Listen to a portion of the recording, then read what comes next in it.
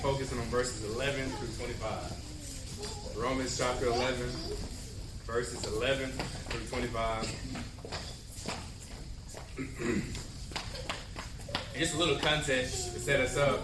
You guys have not been here, carry on our Roman series. Romans 8, it ends with a declaration of assurance that nothing can separate you from the love of Christ. And this is a universal promise to both the Jews and Gentiles. However, the reality was that most of Israel at this time was apostate. They were not believing in the Christ. Romans 9, verses 1 through 5 highlights this, how they were presented with many advantages, but yet many of them denied the faith. So how could a people group that are called God's people not even believe in God, and yet the believing Jews of this church right now be assured in their faith? Especially when they've seen all these Gentiles that are coming into the faith, right? And Paul is dealing with this in the context that kind of sets it up with our verses, why we are where we are. Paul is talking about the theme of assurance. The theme of assurance.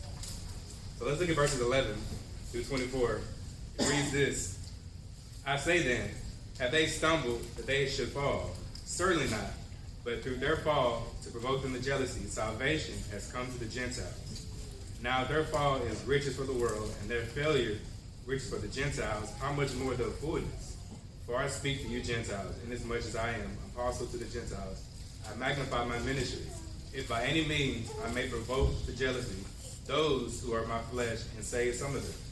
For if their being cast away is the reconciling of the world, what would their acceptance be but from life, from death?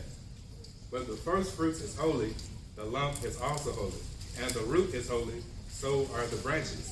And if some of the branches were broken off, and you, being a wild olive tree, were grafted in among them.